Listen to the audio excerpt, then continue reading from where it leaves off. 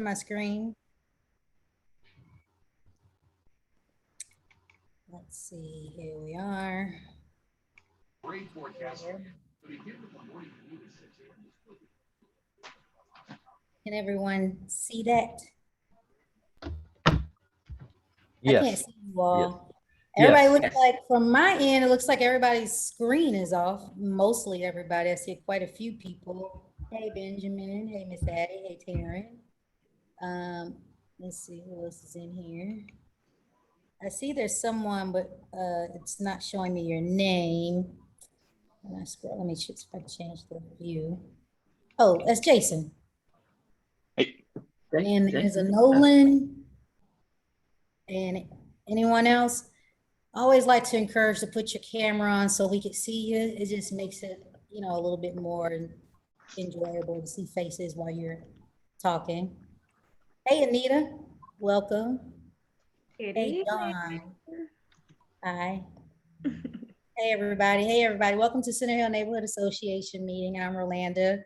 And this is actually my last meeting as the president. I want to say the president of the United States, the president of Central Hill. And I am happy to do this last meeting. It's kind of bittersweet, but I'm definitely not going to stop being a part of our community. Definitely will continue. I am very vested and love this community and want to continue to see it go forward. And I'm confident in the future of where we're going. So very excited about that.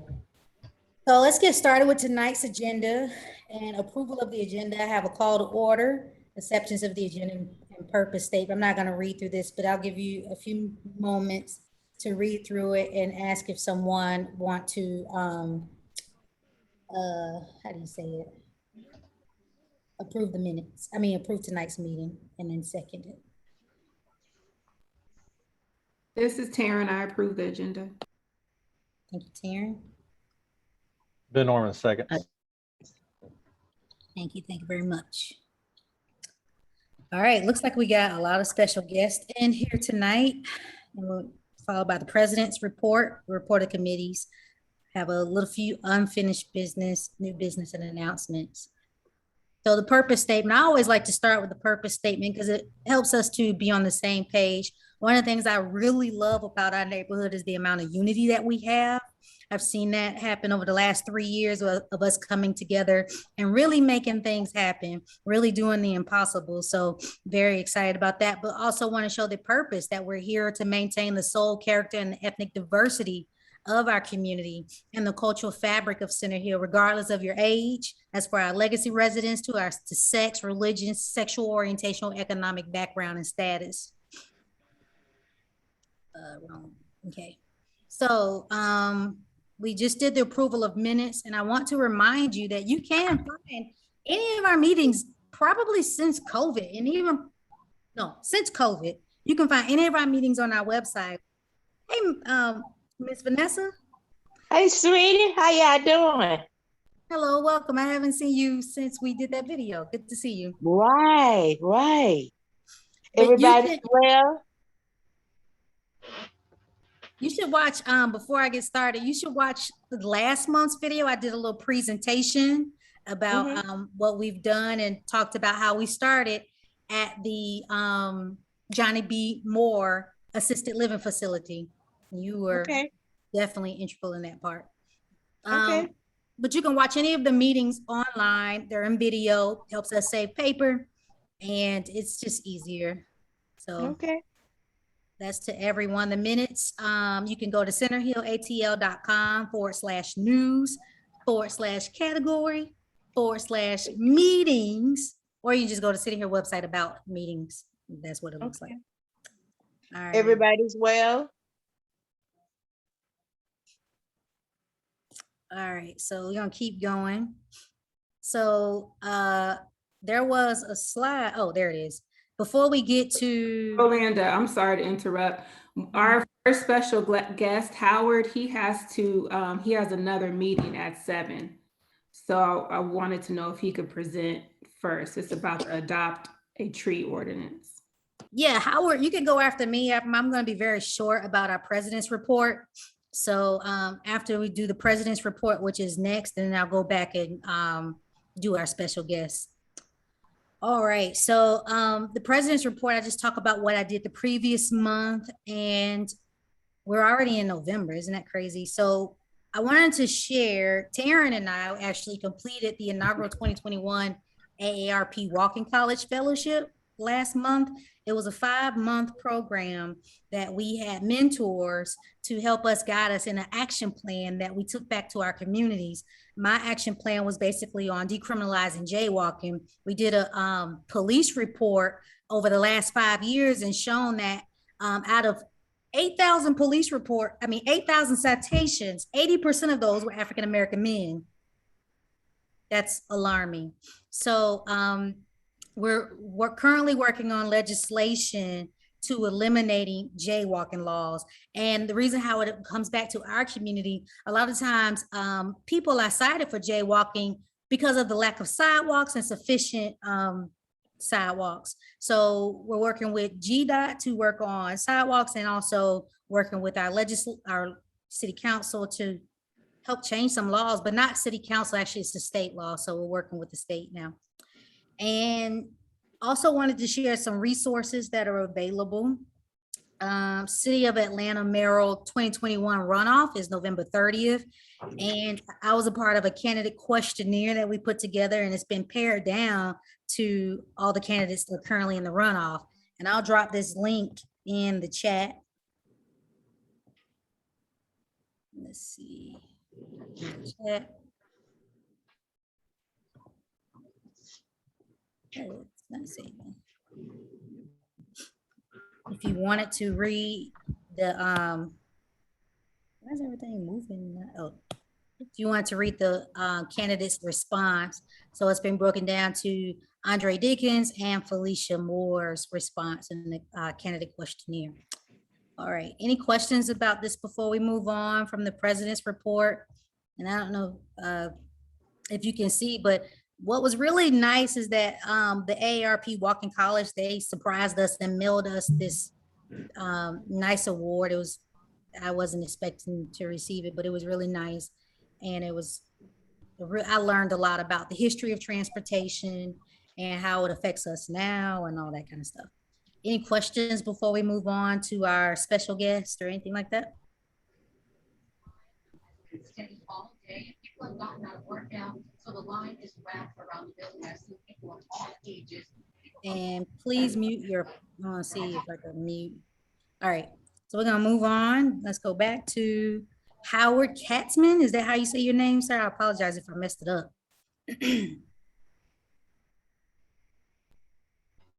It is, and thank you very much. Can I share? Can you share? Let me share my screen. Yes, you have presenting rights. You can hit the Okay, little great. green share screen button. Yep. Okay. Thank you very much for letting me present to you all tonight. So I want to talk about the tree ordinance.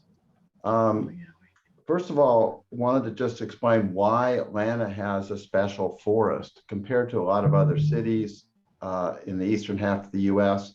Atlanta didn't have a lot of farming in this area. It's very hilly, and so a lot of the development skipped over the hills and the steeply sloped areas and stream areas. And also prior to 1960s and 70s, when people weren't really using air conditioning, people wanted to have trees around their houses for shade. And they did minimal grading as a result in their yards. But what we have now is people doing these tear downs, and we're losing all the trees on the lot, including the backyards and side yards. And we're also getting a mass grading, which takes all the topsoil off and usually doesn't come back. And that topsoil is best for stormwater retention as well as for growing trees. 95% of Atlanta's trees are on private property, and almost 80% are on single family residential zoning lots. So that's where our greatest opportunity is to save trees, to preserve canopy in Atlanta. We're not doing very well at it. We're the 5th worst city in tree loss, and we're the 3rd worst city in temperature rise.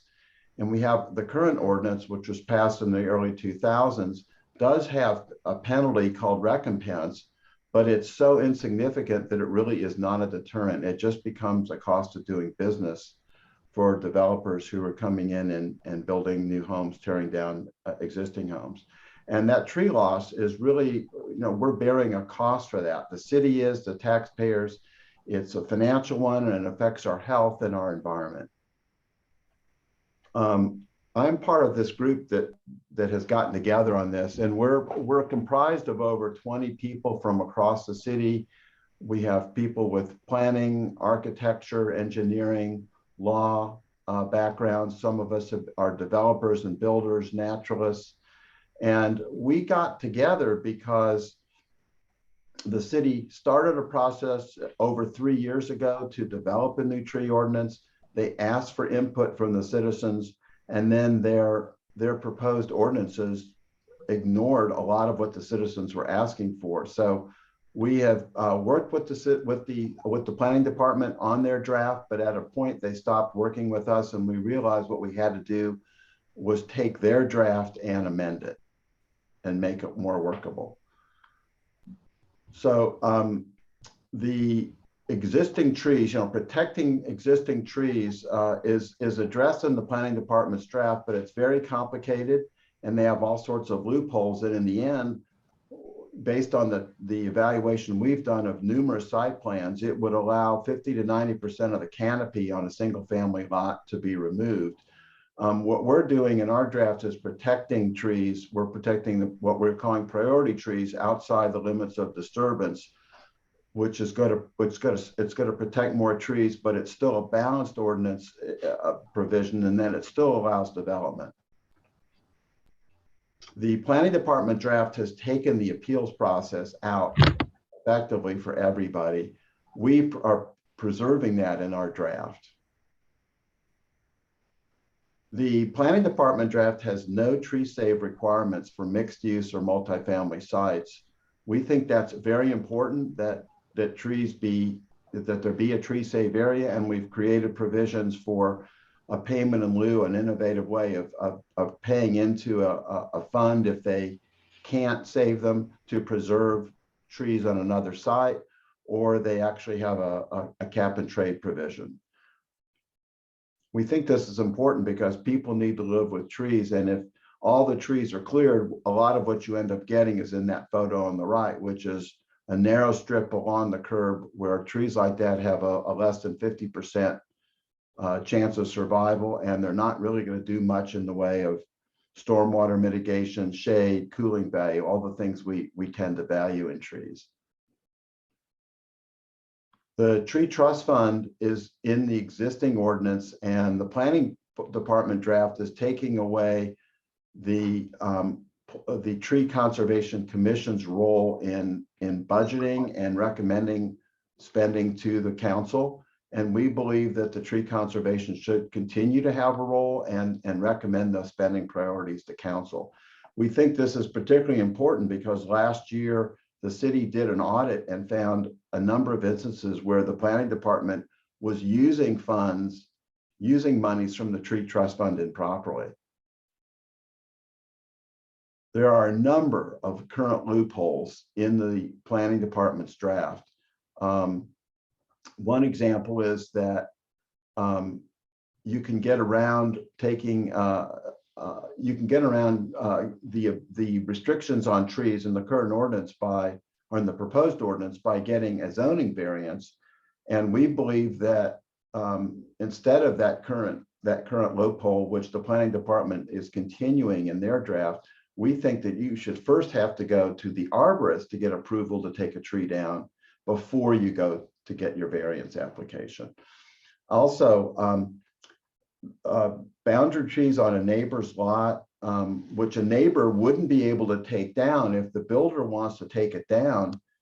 This loophole, which is currently in the existing ordinance, would be continued by the planning department, and we think that's a loophole that's letting too many trees come down. without a real need. We have included a provision for homeowners who can remove a certain number of non-priority trees periodically. Ours is a little more flexible than the planning department draft.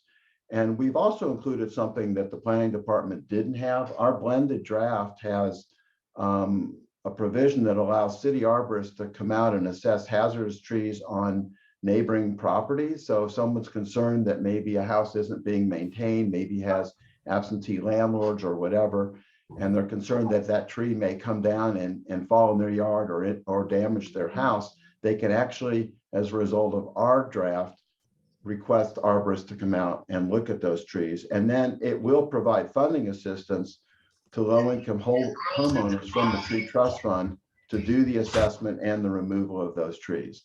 And we were able to convince the planning department to include that in their draft. So we know that you can't save all the trees, but what you want to do is save the best trees. So you need some sort of evaluation system. The planning department has an incomplete tree list, and the sizes aren't really appropriate for determining which are your highest and your highest value trees to know where to preserve. Whereas ours has a better tree evaluation system. It's based on science, and it's looking at the species that are native to our ecosystem with appropriate sizes. The planning department addresses replanting, but it's very complicated, and it's allowing a developer to replant trees offsite if they don't have enough room on site. And the problem with that is there's no way to monitor whether those trees are actually preserved or cut down in the future. And in the end, it's allowing the developer or builder to avoid paying recompense fees. Our draft is much simpler in how those requirements are laid out. And what we're saying in our draft is you plant where you have room. You don't try to cram in trees where they're not going to survive, but you plant where you have room, and you pay for what you can't plant.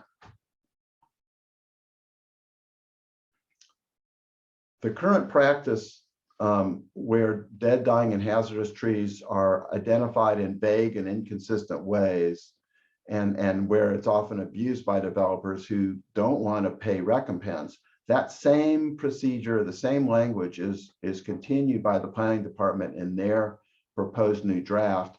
We have tried to make it much more consistent in the blended draft, and the language is clear, it's biologically correct, and we think it's going to ensure that you're getting consistent decisions on which trees are labeled dead, dying, or hazardous. And we think this is important because the percentage of tree applications approved for DDH has gone up from 84% in 19 to over 90% in 2020. I also want to just point out that the MRMU zoning within a half mile of MARTA stations, this is a blanket rezoning proposal. That would, on those properties, the tree ordinance would not apply. And you can see with those two drawings, if you take a typical R4A lot on the left, once it gets a blanket rezoning, or if it does, there simply won't be room for trees, and the trees will be able to be totally cut down there. This increase in lot coverage was originally proposed to be 75%. I know that's under revision, but the blanket rezoning takes out citizen input, which you get with a rezoning application, but a blanket rezoning now makes it possible to do this on any of the lots that are rezoned to MRMU, and we think that's not a good way to go. Let me also just say that we're in favor of affordable housing, but it is not, the affordable housing is not required simply by rezoning to MRMU. We'd rather see that this be allowed through the rezoning process and still encourage affordable housing through that path. So we're still seeing arbitrary standards on buildable area, and we really want to see that changed to be not as arbitrary. So in summary, The planning department draft, by our analysis, will not reduce tree loss, and we think it's even going to increase it on some lots. And it essentially eliminates the right of appeal. It has no tree save requirements for multifamily and commercial, and is complicated and contradictory. The citizens blended draft, the citizens amended draft will preserve more trees in single family residential. It'll preserve the right of appeal, and it has green space or tree save requirements for multifamily, and is much clearer and simpler to implement, and gives more flexibility for homeowners to remove small trees. So both of the ordinances, both the citizens draft and the planning department draft, have been introduced into council. Councilmember Bond introduced our draft. We think these could be voted on as early as December. And so that's why we're bringing it to NPUs and to neighborhood groups. I'm available to take questions. Howard, I have a question. Sure. With the assistance, when a resident has a dying or hazardous tree, and the assistance is provided to cut the tree down, do you know the income requirements? Because you said low income. I don't recall that off the top of my head, Taryn, but I can get back to you on that. Okay, thank you.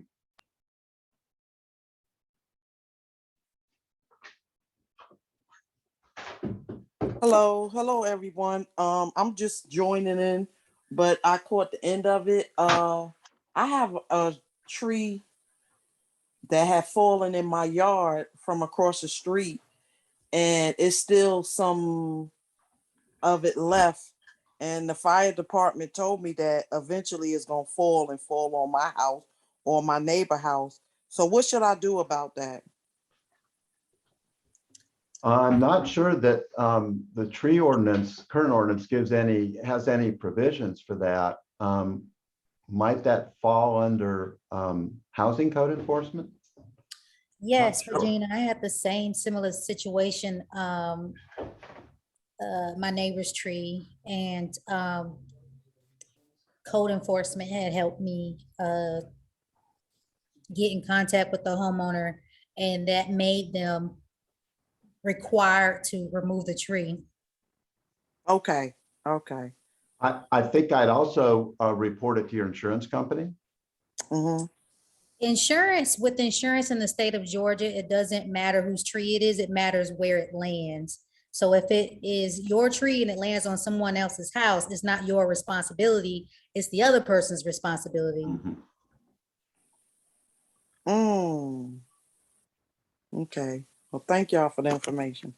Sure. Yeah, I would encourage you to attend our MPU meetings and get in contact. There's always city representatives there, and Officer Parham is there, and that can help you get started in the right direction. Or you can also use the 311 app. Are you familiar with that? No. Yeah, there's an app. Just go to, if you got an Apple or Android, and search 311, and you can put in a work order, and that is also a way you can get the conversation started too. But I can be quite honest with you, it took about 8 months for that process to happen, but it was worth it because it saved me a lot of money. Okay. Thank you. Regina, I'll put Officer Parham's number in the chat for you. Okay. All right. Is it Thanks on a that lot. resources page at the end? I believe it is. You talking about on my presentation? No, we're talking about the tree. On our website. Oh, okay. We've prepared a letter of support, which we're asking NPUs and neighborhood groups to sign and send to all the council members. Is that something you all would consider doing? I do want to mention that we did approve it at the NPU last Thursday. So thankful that you are here sharing it with our neighborhood, Howard.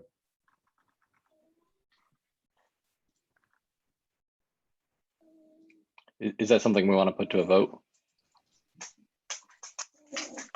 I just like to say, Mr. Katzman, that I really appreciate your effort in this, with expected temperature rise in Atlanta. We're going to more than double our days over 95 degrees in the next 10 years.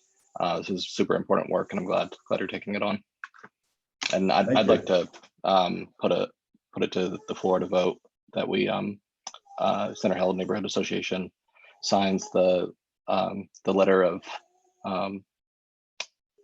agreement, or what's the letter of support? Yeah. Letter of support.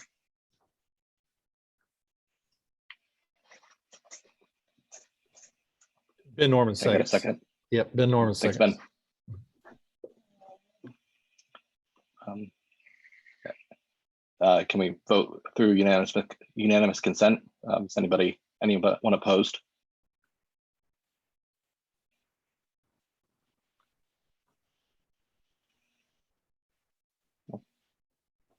Okay. All right, thanks, Howard. Oh, great. So thank you very much, y'all. Should I send that to Taryn or someone else, that letter for you all to sign and send in? You can send it to my email. It's rolandapowell@gmail.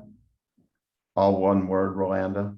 ROLANDAPOWELL@gmail. Okay. And okay, great. And I will also Is it an get, electronic signature? you should be able to. It's a Word document, and then we're just asking y'all to send it to all the council members. And I'll also get back to you, Taryn, with the answer to your question. Thank you so much, Howard. I appreciate it. Yeah. Any other questions for me? I don't want to take any more of your time. If anything else comes up, I'll email you. That sounds great. Thank you very much for giving me the time tonight. Thank Take you, care. Howard. Bye-bye. All right, I'm gonna go back to sharing my screen. All right, we usually start our special guests with elected officials. Is there any, where is that in here? Is there any elected officials in here? Or city or state officials or represent? Dustin Hillis, your camera is upside down. Yeah, I'm trying to. And I also want to say, while you're getting that figured out, congratulations on the next 4 years as our city councilman for District 9. Congratulations Thank you very much. on your election. Let's see, here we are. I don't know why they started doing this. Okay, there we go. So thank you, Rolanda. And just wanted to start, sorry, I'm a little under the weather. Probably just worn out from campaigning and recovering, but I know Rolanda mentioned the runoff election, but just wanted to reemphasize that. That's going to be November 30th. And that will be election day. And then they will decide when early voting is going to be, I believe, on Monday. So I'll definitely put that on the neighborhood page when that's announced. And in addition to the mayor's race, which Rolanda went over, which will be Felicia and Andre, we're also, everyone in District 9 will be voting for the runoffs for city council president, which that is going to be Doug Shipman and Madeline Archibald, who's Madeline is a current council member in District 5 and on the east side of Atlanta. There'll be a runoff for post 3 at large, which is Andre's current seat, between Jackie Labatt and Keisha Waits. And then we'll also be voting in a runoff election for school board at large seat 7. And that's between Casey Venning and Tamara Jones. So in addition to mayor, there are some other important races that'll be on the ballot for us District 9ers. So again, November 30th, I believe the polling hours will be the same, 7 a.m. to 8 p.m. And then early voting, I think that's the only thing that is for certain. It'll be some combination of days between the 20th and the 24th. They just don't know when yet. But like I said, I'll post that on Monday when it's announced. But I just want to thank Center Hill for you all support. Won the district with 68% of the vote, and won Center Hill with 57% of the vote. So I just want to thank you all for your support. And we got lots of work still to do over the next 4 years. So look forward to more meetings and talking about what Center Hill wants to see. And I will say, I know I talked about the always stop signs when I was on here last time. I don't know if you've noticed on Baker, but they have put up the required notice signs, that those signs will be going up sometime next week, the week of the 7th. So be looking for those when you're traveling down Baker Road, and don't run any of the new stop signs. That tends to happen when new stop signs go up. So just keep your eyes peeled for those. And that's about all I have. If anyone has any questions, I'll be glad to take them. Dustin, can you repeat what you said about District 3, please? He didn't say it. So post 3 is in a runoff. Okay. And I forgot Center Hill is also in District 3. So there is also a runoff for the District 3 race. If you're in the District 3 part of Center Hill, between Byron Amos and Erica Estrada. Sorry, I forgot about that.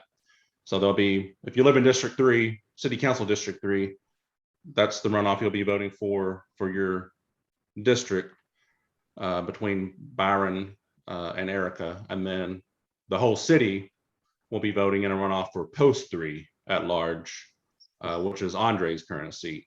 That is between Jackie Labatt and Keisha Waits.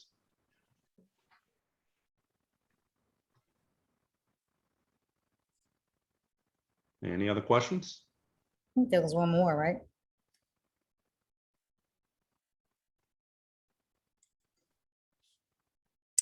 All right, well, I don't know if you saw this, but Aaron Nixon said, thank you for being an advocate for Center Hill. And I definitely want to piggyback on that. I want to thank you for consistently, as city council, attending our meetings, not just during election season, but over the last, since I've been in the neighborhood, last 3 years, and also advocating for us to get the traffic lights on Donnelly Hallowell and many other things that you have helped us with. So thank you for your presence, and thank you for your hard work, and congratulations on your win. Thanks again. And that's how I guess what you would call true grassroots. I started attending my neighborhood meetings back in 2011 and got involved, and eventually became, well, my first position was public safety and code enforcement here in Riverside, being an advocate for that. And then I eventually got elected vice president, then president, started going to NPU meetings, and then started working for Felicia when she was the District 9 council member. And here I am. So you know how important our neighborhood and NPU meetings are. So glad to be on here as much as I can. And I know most of y'all have my contact information, but I'll put it in the chat in case anyone needs to contact me about anything. So thanks again for having me, and y'all take care. Also, thank you to Alan Holmes, your assistant, for coming too when you wasn't available, and other things that he helped out on too as well. Yes, I'll pass it on. He's awesome. Yeah. Any other elected or city or state officials in the room? Anita, I know I thought I saw you in here. Do you have something you'd like to share? I do. Good evening, Center Hill. I think I haven't seen you guys in a bit. I'm sorry. I had some conflicts. I wasn't sure if Demetrius made it in my place the other month, but I'm here.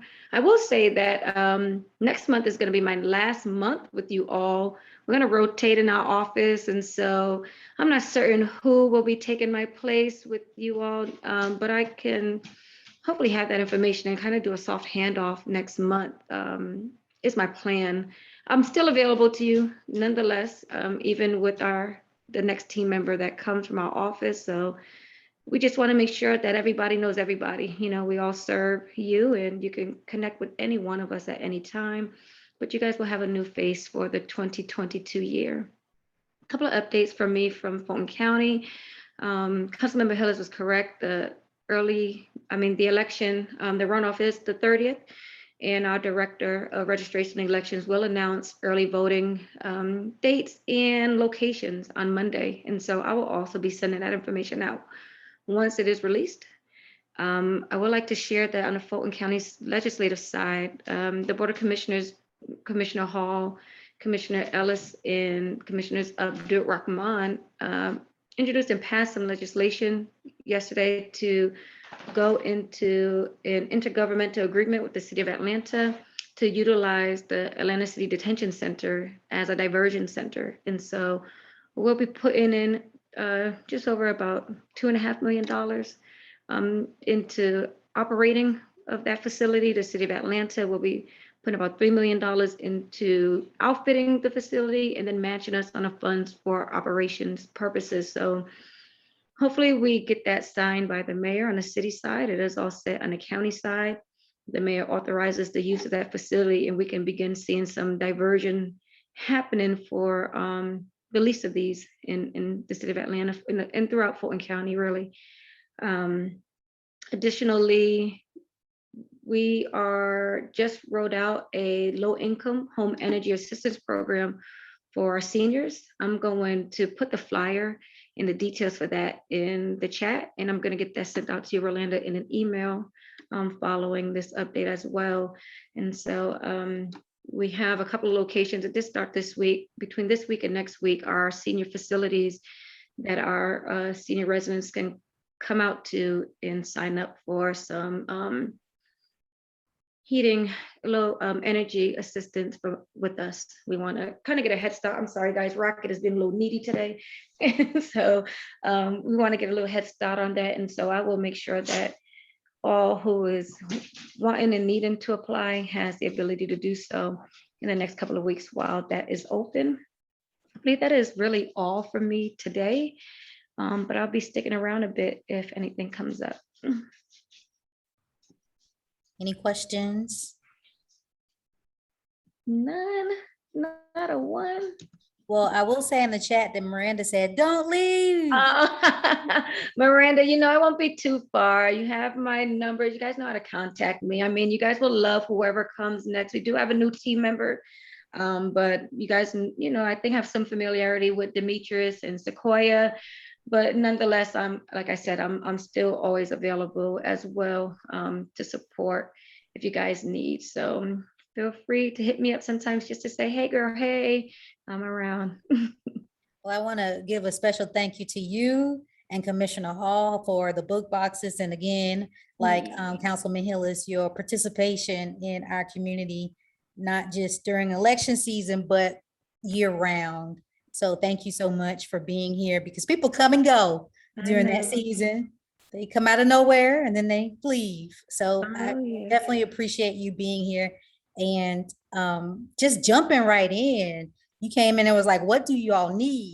And you really followed through. So thank you so much. You're welcome. And like I said, whoever replaces me will be the same. And you guys know how to contact me directly if that's what you're most comfortable with. But we'll still be here for you. We're here for another 3 years after this year and hopefully for a long time after that. All right. Thank you. Is there any other city or elected officials in the room? I don't think so. All right, well, we can move on to back to our regular scheduled program. Let's see what's next. All right, any other, Jonathan is in here? Jonathan, John from MARTA. Are you talking about the new design? Well, so I'm actually gonna, so good evening, everybody. I'm gonna pass it on to Debbie Frank, who leads our Transit Ordinance Development Office here at MARTA. Before I do, I just wanted to introduce myself. Again, I'm John McKinley. I work for MARTA's External Affairs Department, or pretty much the public-facing arm of the authority, where Debbie and I are excited to be here with you all this evening to present on the Bankhead Station rezoning. And I just wanted to recognize Taryn for extending the opportunity to present. And also commend you, Rolanda, for your service. I heard today's going to be your last meeting, so I commend you for your service to not only the community, well, not only Center Hill, but the community. And I'm sure they'll continue to be in good hands. You're welcome. And also congratulations to Councilman Hillis on his reelection. I want to thank you for always being a MARTA supporter. And I'll pass it on to Debbie Frank, and I'll leave our contact information in the chat if you guys ever want to get a hold of us. Thank you. Wonderful. Okay, can everyone hear me? Yes. Yes, Okay. yes. I'm gonna share my screen here and get that permission.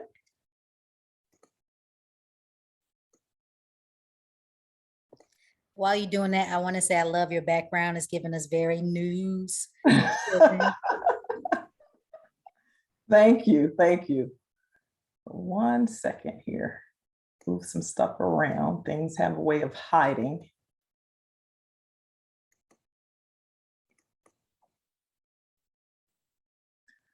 Well, thanks, John, for that introduction. As John said, I'm Debbie Frank, Director of Transit-Oriented Development at MARTA, and I do want to thank the Center Hill Neighborhood Association General Body for this opportunity to provide some information about the Bankhead Station rezoning application for transit-oriented development, Z2196 and CDP 2125.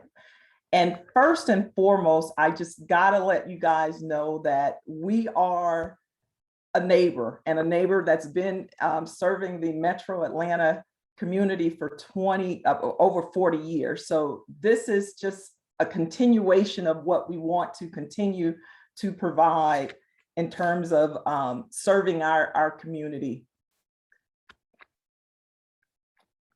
Can go to the next slide here. So what are we doing here? The Bankhead Station has 3 zoning districts that are in place. We have an industrial district, we have a single family district, and then we have a mixed use residential commercial district. And what we're wanting to do is really put in place MRC3, which is a mixed use residential commercial district, to really set the stage for transit oriented development at the Bankhead Station. Councilman Hillis, and congratulations on the win, introduced a zoning ordinance for us back in September 7th of this year to rezone the MARTA Bankhead Station property. And again, like I said, we're really just wanting to set the stage for transit-oriented development at the Bankhead Station. By doing so, we will be able to help advance the goals and recommendations of many plans that have been developed for the Bankhead Station, as well as the Bankhead Station area, which includes mixed use, affordable housing, and economic development. This next map is just a location map. The area highlighted in red represents a little over 7 acres that we're hoping to rezone. And down here in the lower right corner of the slide is just the list of the various parcel numbers of the property that we will be rezoning. I do want to point out that since 2017, there's been a number of rezonings that have taken place. So MARTA's request is really not out of sync with what's been happening in the general area. And right here, if you can see my cursor, that's our new neighbors. They're Microsoft. So there's a lot of incredible things that are definitely on the horizon for the Bankhead neighborhood. And we want to really just, be a part of all of that. And I think this is a perfect time. I know, Rolanda, you asked if John was here to talk about some wonderful plans. Well, you guys may have heard that we will be expanding the Bankhead Station. Right now, the station supports 2 cars. We'll be expanding it to support 8 cars, similar to everything else in the system. And we'll be kicking off community engagement in the beginning of the year to advance this opportunity. And not only are we extending the platform, there'll be some station itself enhancements, better access for our pedestrians, and just an overall kind of revamp of the station. And again, this is just perfect timing with the rezoning as we begin to explore TOD here at the station. And the one thing that I do want to share is that in November of 2019, our board approved us moving forward with the advancement of transit-oriented development at 7 of our stations that are on the south and west line that are within the opportunity zones. And Bankhead Station is one of those stations. And I'll just list the other stations just for information. So you have H.E. Homes, Ashby, Vine City, 5 Points, West End, Lakewood, Fort McPherson, and like I said, Bankhead Station. One of the things with this opportunity to promote TOD on the south and west line, MARTA has a affordable housing goal of any residential development that occurs on our property. We have an affordable housing goal of 20%. We stepped at 20, and that's 20% of the area median household income for Metro Atlanta. We stepped it up a bit when it came to our opportunity zone stations.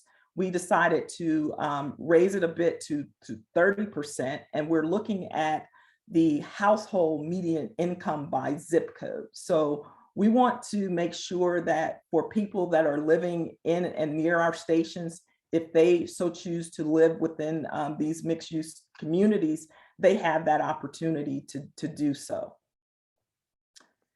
And this slide, I typically just include to just kind of share design goals for the Bankhead TOD, but this is just design goals for us in general. So we take the approach of ensuring or trying to ensure that the density that's occurring within our TODs are relative to the density that's occurring around the station. We want to see a mix of uses in that no one single use should dominate the development. And it's very important that we bring forth a lot of as much public open space, much opportunity for community gatherings within these TODs. And then we're really leaning into social infrastructure. You guys may be very familiar with the Fresh Market that's at our Bankhead station. And then at some of our stations, we have station soccer. Artbound is, and also known as Art in Transit, is playing a huge role in introducing art in and around our stations. And we're making a concerted effort to engage our Art in Transit team when we're introducing new TODs within at our stations, that there's an art component that becomes part of that. So I did want to just kind of point that out to you. This last slide is really just kind of showing you guys the community meetings that we've had to date and the community meetings that are set to occur over the next month and a half. And then if all goes well, we're looking at going before the zoning review board in the beginning of the year, and then city council in February. And I do want to restate that this rezoning is a partner. We're going through this rezoning in partnership with the city of Atlanta. And we really do thank the councilman for sponsoring this on our behalf. And John, I think, mentioned that he'll place our contact information in the chat box, but it's also listed here for you as well. That concludes my presentation. I am more than happy to answer any questions. Let me see if I can raise my hand at the same time. I'm Rhoda. My question is, usually MARTA buses will take 30 minutes to get to each stop. Is this going to improve that? The rezoning? Yes, I'm hoping so. Will that improve that? Because I mean, every time you ride, MARTA is my best friend because I have to use them when my car breaks down. So when you're riding the Bankhead bus and you get off at each, it takes about 30 minutes to get to your stop. So yeah. Will that improve the speed? Will it take less than 30 minutes, or be like 10 minutes per stop? Yeah, so the rezoning, Rhonda, is only has to do with the land use activity that'll occur within the development. It doesn't have anything to do with the bus system. Okay. It's about the mix of uses at the station. Okay. Well, the second question would be, since you're adding more cars to the trains, is that going to improve? Like, again, if you have to go and catch a train, will that be faster than the 10 or 15 minutes normally? that you have to wait for So- the train to come? Yeah, so we're definitely increasing the capacity of the ability to move people to and from the Bankhead station. So think about right now we have 2 cars. We're going to increase that to 8 cars. So we'll definitely have the ability to increase capacity.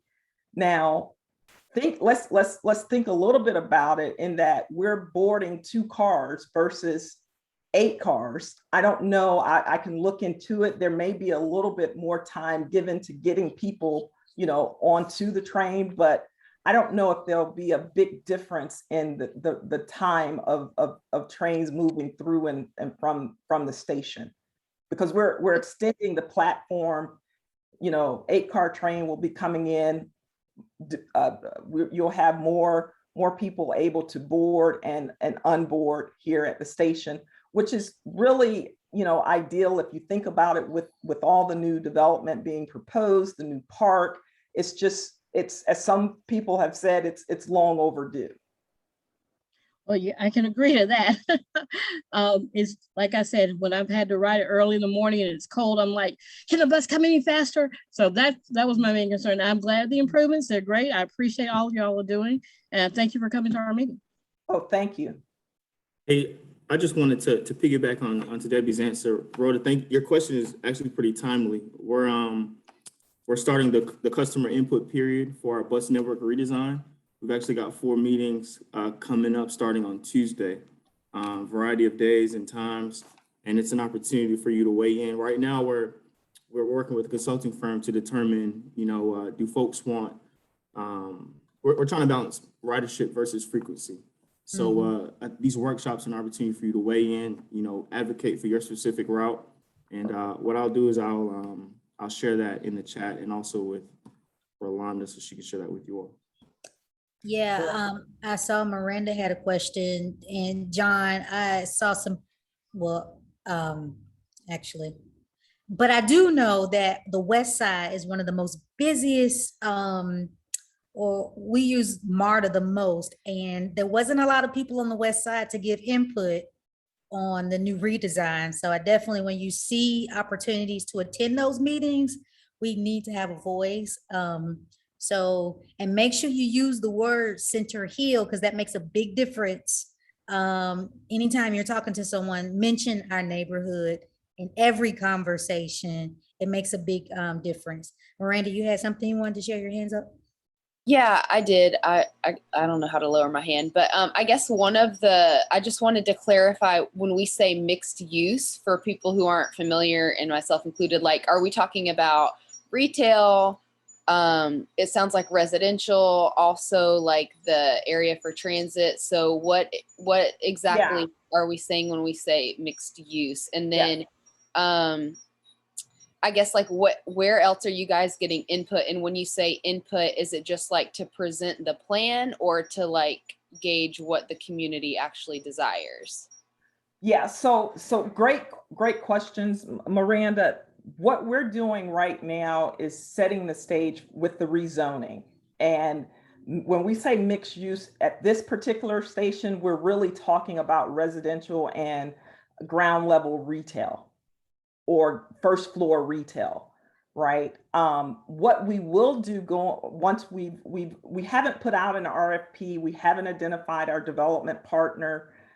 We're doing this in such a way that we're kind of, once we go through that, issuing that RFP and selecting a development partner, we're really ready to engage the community about exactly what would go vertical, what would kind of come out of the ground, as opposed to then pausing to try to put the zoning in place, right?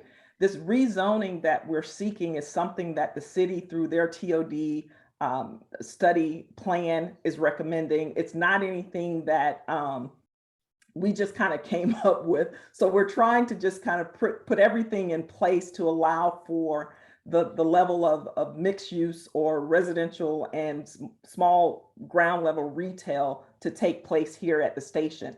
Once we identify that development partner, we will then come out and engage the community about exactly what is being proposed to come out of the ground and gather input from the community there. So right now, I feel like rezoning is really important, and hopefully Councilman Hillis understands that, but it's hard for, the community to really get it when there's no pretty pictures to show, no height to really look at to get a sense of what you're talking about, but we're just not quite there yet. And until we bring that development partner on and they're able to kind of assess the possibilities here at the station, then we can better engage the community and get feedback around that. So look at it as a two-step process, really. Thank you. You're welcome. Thank you, Miranda. Any other questions before we move on? I just wanted to say thank you for being here, Ms. Debbie. And I understand the importance of density in order to make transit work, and density in order to make housing affordable. And I think that that's really important. I guess the question I have is there a timeline for when this would go through? If I missed it, I'm sorry. A timeline for the rezoning? Soup to nuts. How? Oh. So you're pulling into the actual RFP for TOD. Or when breaking ground or past through the whole approval process, when we have the new West Side Park, and it's a wonderful thing, but my wife and I, what we talk about is that it'd be nice if there was some commerce happening around here too, be able to get something to eat nearby. And I think that a mixed use development at the Bankhead Station would support that. Yeah. And the one thing that I will say is that our TODs don't happen overnight. And that's kind of part of why we're going through the rezoning, to allow for some steps that we know we would have to take, that we can take them now before we put out a request for proposals for TOD. The one thing that I do want you guys to be aware of is that we're also undertaking the let's say the planning for TOD, the rezoning and all of that, in conjunction with what John was talking about with the platform extension piece. So they're going to have to kind of happen in sync, right? In the sense of that platform extension and that work itself would really have to kind of come online first, especially if we are exploring the possibility of developing within the air rights of the station. So I don't have a timeline, unfortunately, for the platform extension itself, but I can say with past TODs, you can be anywhere from 3 to 4 years before a groundbreaking ceremony of some sort is had. So, if we're fortunate to go through the rezoning and have that in place, and we're progressing along fairly quickly with our capital programs team around the platform extension, I can say that we will do everything in our power to try to move through this entire process as quickly as we can. I think that's the best that I can commit at this moment. Sure. So it sounds like after the zoning, there'd be a development partner that's either picked for like a public-private partnership, and then so we're probably looking at 2025 or beyond. 2025, 2028 be kind of reasonable. More. Let's say it could be reasonable. I don't want to commit myself to a year or anything. But I will say that think about the RFP process could be a process that is at least 3 months.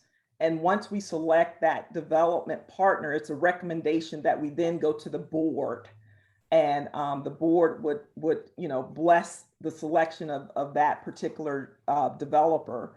We then have to negotiate agreements. So there's a lot of things that are going to be happening behind the scenes before we even get to the point of coming out and engaging the community. Because think about it, that developer will then have to at least get something going for you guys to react to. So you know, Yeah, just, and this is the first step. I understand. yeah, yeah. That makes sense. Thank you. All right. All right, thank you very much. And I want to mention, Jason, about what you mentioned about you and your wife wanting more retail and food, because we are in a food desert. But on a different note, that Fifth Third Bank awarded 20 million to Grove Park, and a part of that is to bring more small businesses to Grove Park, which is 30, which tripled that number with that award. So hopefully we can see some more investment in food and all that other kind of stuff for us as well with that. Because that's Bankhead Station is actually in Grove Park. So, well, no, that's not Grove Park. Actually, maybe probably more further down, like English Avenue. No, you're spot on. It's on the border of Grove Park and historic Western Heights Bankhead. I think Donald Lee Hollowell is the border. All right. Any other questions? Thank you all for being here. Thank you. All right. Well, thank you. And I know we'll be seeing each other again. This is just the beginning. Thank you. you. Y'all have a great night. Take care. Thank you for your presence. All right. Any other special guests in the room? I'm looking, I'm scrolling. Looks like there isn't, so we'll move on to our committees. I'll get back to sharing my screen.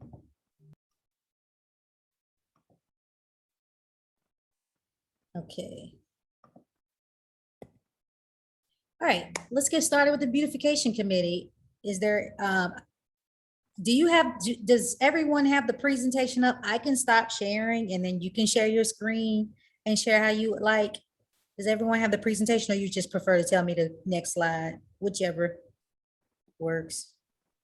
I only got one slide, so I think it's fine if you just want to continue sharing. Okay. Okay, so yeah, we did a cleanup a couple of Saturdays ago and it was pretty good. It was along Rhine Street and Hood Avenue. If you guys are familiar with that area, and thanks for those who came out. It looked good for about 3 days and it's kind of back to not looking so great. So if we could get some trash receptacles, if Dustin Hillis is on the phone, that would be great. If he's still on the line, I think that maybe a future goal for Center Hill would be to just have more trash receptacles placed in certain parts of the neighborhood, especially areas where there's a little bit more litter or where maybe there's some MARTA stops and people congregate. Outside of that, we do have another cleanup. This is the last cleanup for the season, so we'll start again at the new year, but it's going to be Saturday, November 20th, so the Saturday before Thanksgiving, and we're going to target HE Homes. So we can meet at Baker and HE Homes and just kind of walk towards Joseph E. Boone. Supplies are always provided. We just need more volunteers. If you guys could come out, maybe burn some calories before you consume a lot of calories and bring a neighbor, that would be great. That's all I have.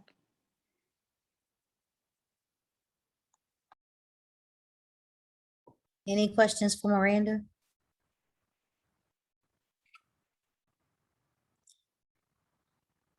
I'm really excited that we have monthly cleanups. I remember this time last year, we did a survey with the whole community to determine what is it that was important to us. And beautification was definitely #1 on the list. And you just really came in and picked up and have us cleaning up consistently. So thank you so much for your service. All right, any other? So we'll move on to the next. If there's no questions for Miranda. All right. Communications Committee. Hey, y'all, real quick today. So all t-shirt and yard sign orders are delivered. And I've also added the text that you see there on the right. So when somebody places an order, they'll be notified that it's a pickup situation and that they can pick it up at my home, or give me a message and coordinate me to drop it off. And yeah, we wrote down the date for the next cleanup and we'll send out a reminder to everybody. I'm is trying to Lydia. make my screen big so I can see, but it won't go bigger. It's like, oh man. That's my first time seeing. Yeah, she's into everything now, so can't leave her alone for a second. That's great. He's already getting her started to be in Center Hill. Great. Yeah, Right. She's already in the meetings. yeah, maybe she can help me out. Any other questions about the yard signs? I'm glad you put this information. My neighbor across the street, Miss Wanda, has been asking about a sign that she requested. I'll give her your number if that's okay. Yeah, as long as she's paid membership dues, the sign comes along with it. I might not be up to date on people who are members before the signs arrived, or people who signed up around that time and didn't specifically ask for one. But yeah, that's the process. Happy to, if you want to share, I'll look through the orders and see if she's on there. Okay, thank you. Mhm. She She definitely knows who you are. I was like, she was like, oh, the guy next to Miss Gail. She might, in fact, she might have asked me and I was on the phone and I needed to follow up with her. So She's the house directly across the street from mine. So is it the pink house? no, that's next door across the street. It's across the street from my house. Okay, I'll Because get one it. house is being redone, so you definitely know which one it is. Mm-hmm. Yeah. Okay, yeah, thanks for that. No worries. Any questions to Jason before we move on? We are a little bit over time too, actually. I know, isn't she so well behaved, Rhoda? All right, zoning committee. Good evening, you all. So what I have, so Jonathan and Debbie, they presented, so that was a big part of what we discussed at our last zoning meeting. I also wanted to let you know about Grove Park townhomes, because we know what happens in Grove Park does affect us. And so the townhomes have been just slight changes, reduced from 46 to 53, and 10 Atlanta Land Trust units. And so if you would like more information about this and just to see how far it is from your home, because that might be good to know, I'll drop this link in the chat. This is an article that gives more information about the project. And then I also have the Atlanta zoning ordinance, short-term rentals, that fact sheet for you all. And that's it. So I'll drop these two links in the chat for you.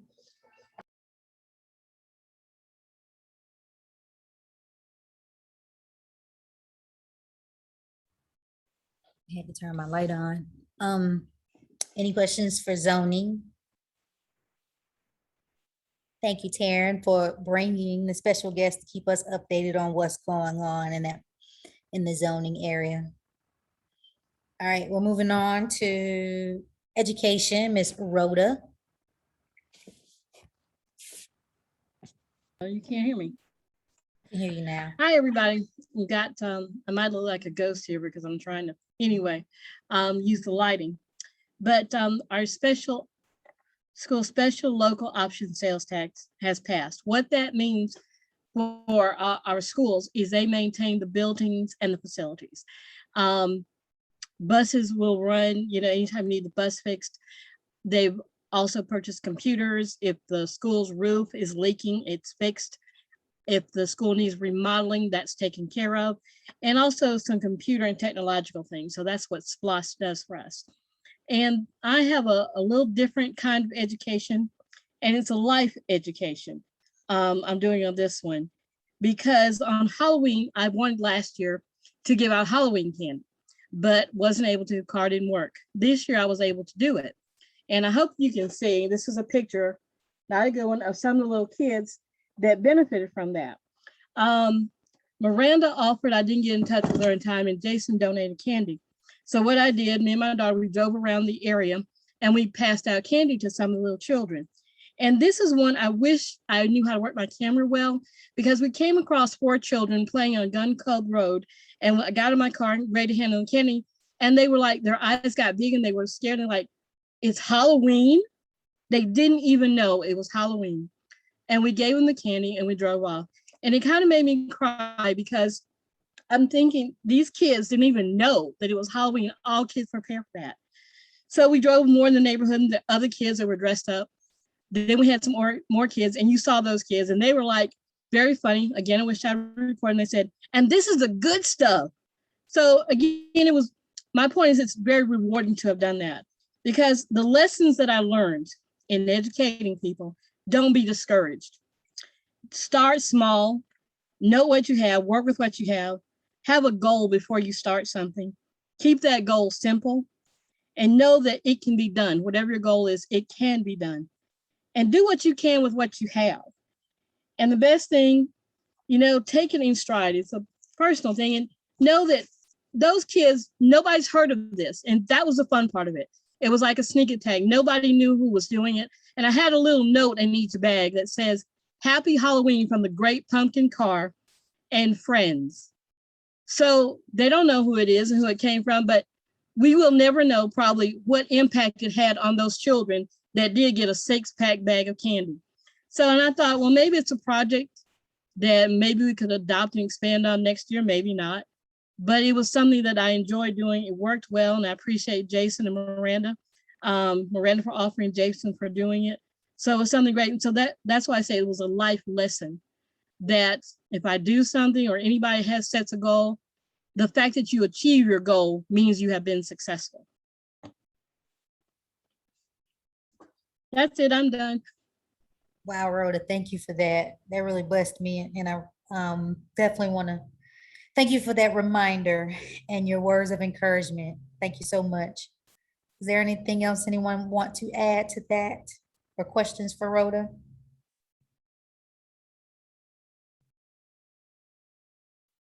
Thank you. And definitely, as we come around, we have a year now, we can definitely plan for something, maybe around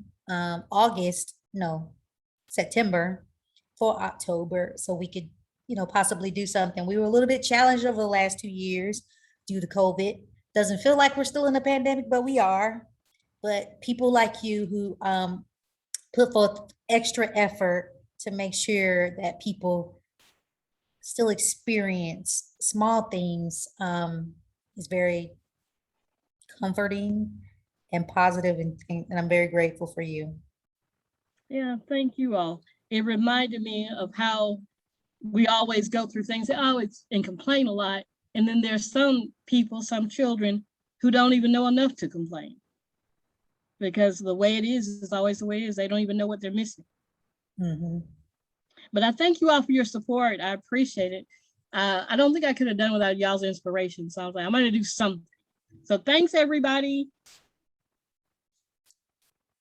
Thank you. All right, we'll move on to Environmental Committee. Do you have any slides, Ben? No, just a reminder, if anybody wants to join the committee, we still have a little work to do for the rest of the year to keep working on the planning for the trail. There's my email and my phone number, and look forward to having some people join me and continuing this into next year. Wow. What a difference a day makes. We've come so far in our community, especially with just taking advantage of our best amenity, or Center Hill Park. And thank you for taking that on. And I definitely appreciate that. So thank you, Ben. Okay, thanks. Anyone else? Next up, let's see what we got. Finance. can get off mute. Thank you for those that continue to submit their dues monthly online. I know Jason mentioned that he is dutifully taking care of the purchase of t-shirts and yard signs and whatnot, but as of today's date, our Center Hill Neighborhood Association balance is $901.41. So that is all.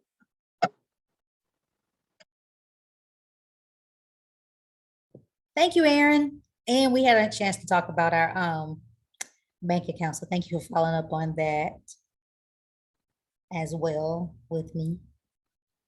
All right, what's next? Neighborhood Watch.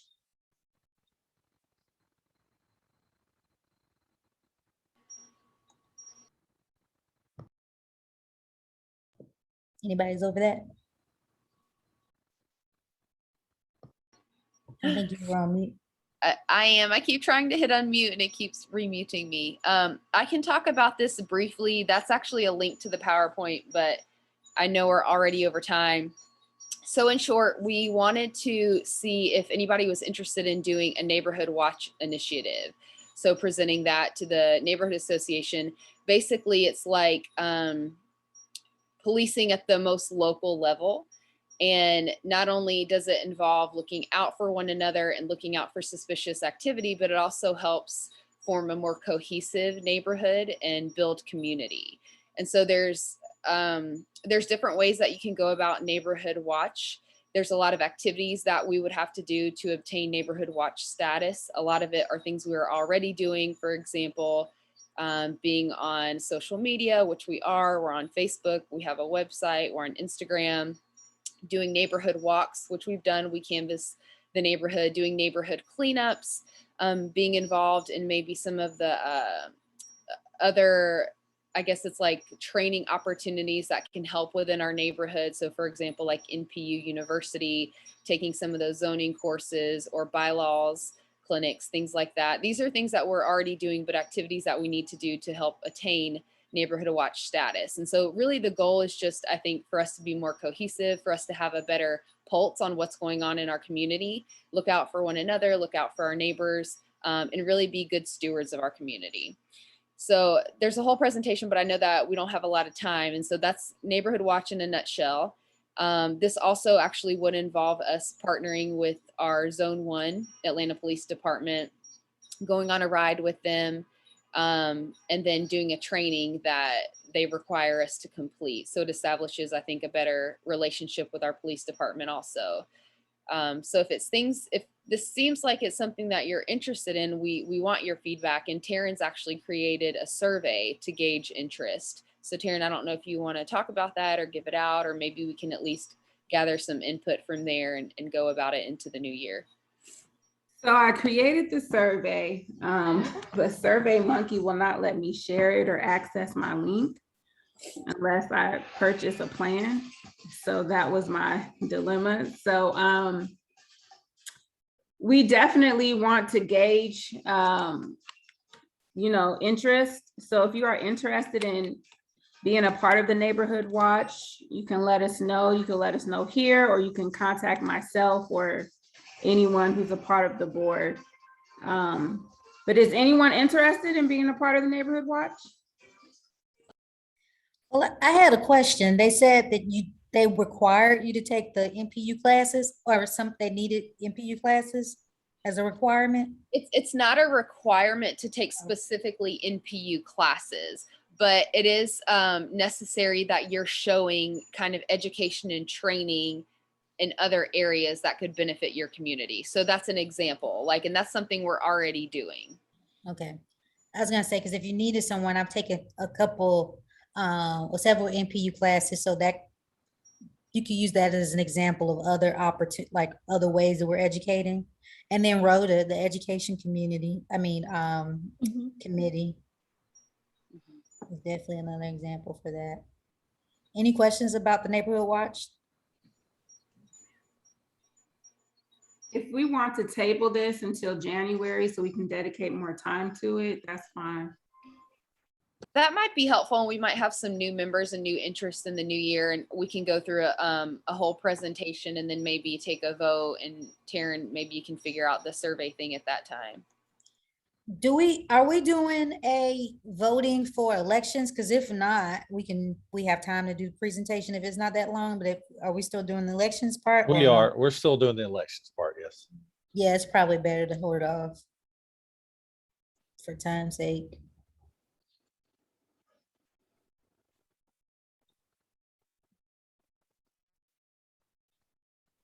Could you put the link on the website or on Facebook? Or you just rather share the presentation at a later date?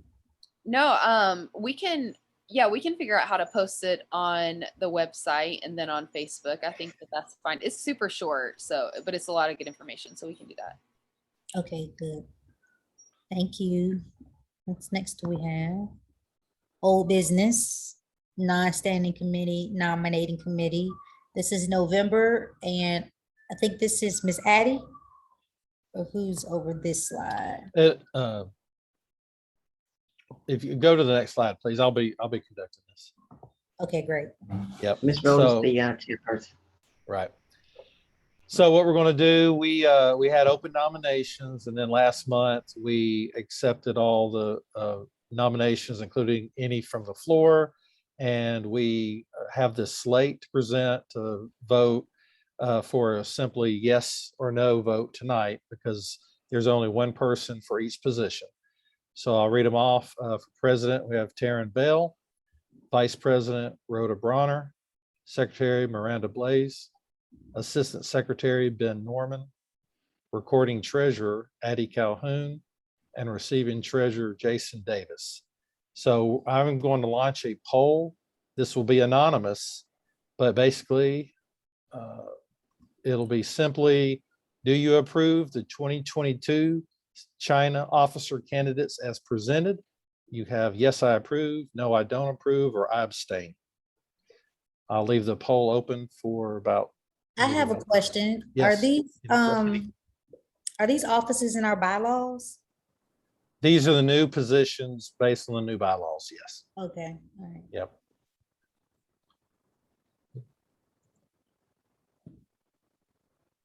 Any other questions? All right, I'll leave it open for another about 15 seconds. I don't see how I can do it. Can you see my screen? In terms of the poll, or you just see the PowerPoint? Oh, I see the PowerPoint. Okay, what you can do, Rolanda, if you want to just cue it to me. Stop sharing. I'll just stop sharing. And Yeah, then stop sharing. Okay. Because it's like share results is what it's saying to me. Okay, because you're a co-chair. Okay.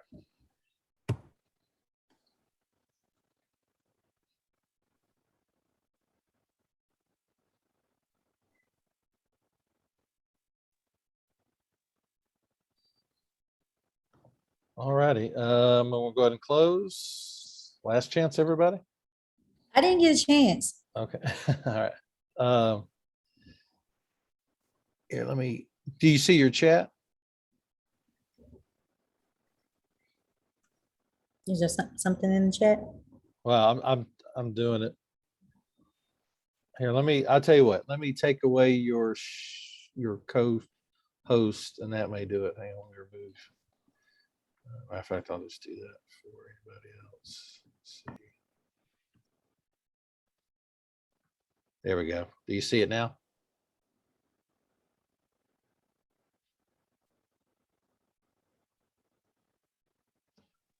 Do you see a polls down at the bottom in your menu?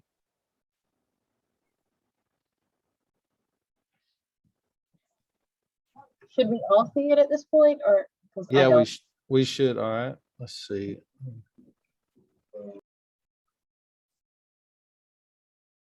Hang on one second. I'm gonna relaunch it. Hang on one second. Okay, relaunch it. Does everybody see it now? Okay, if you voted previously, just go ahead and revote, please. Again, this is anonymous.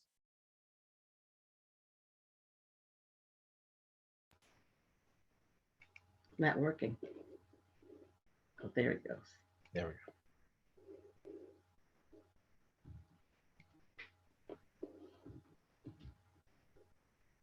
Are we voting again?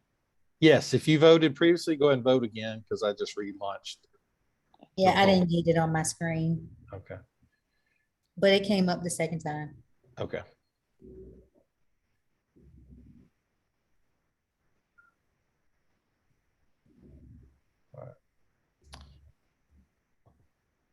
All right, has everybody had a chance to vote? Okay, I'm gonna close the poll. I'll share the results. Everybody see the results? It was unanimous. 11 yes, 0 no's, and 0 abstentions. All righty, so congratulations to the new officers for 2022. Let's keep the momentum going. We have a great team. Thank you. Yes, thank you all for your service. My hand is up. Oh, go ahead. Yeah. Go ahead, Miss Addie. Okay. On behalf of the full body and executive committee, we would like to thank our outgoing president, Ms. Rolanda Powell, for her service. We have a presentation for you here. Oh, thank you. And we thank you for your service from 2019 to 2021. And as well as our outgoing treasurer, Ms. Erin Nixon. We thank you all for your service.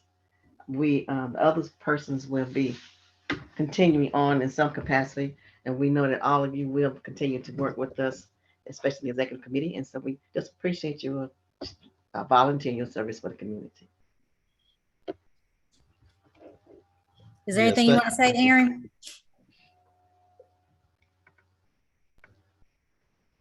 All right, computer hates me today. No, I'll still be around, all that good stuff, but happy to pass the torch to you all. Yeah, I can't wait to put that in my office. Thank you all. All right, is there any, I'm going to continue the presentation. I think there's a few more things as far as announcements, and then we can come to a close.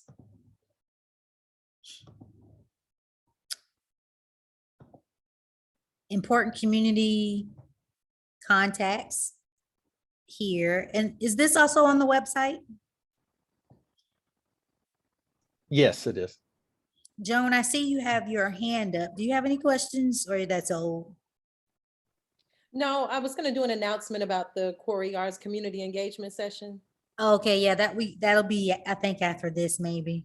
Okay, I'm on standby. Thanks. So here's more important community contact information as well.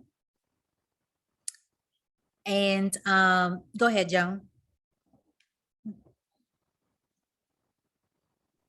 Okay, awesome. Thanks, everybody. Hi, Center Hill residents. I just wanted to let you guys know that we'll have another community engagement session around the Quarry Yards, neighborhoods of Quarry Yards. This topic will be, last week we did transportation and public safety.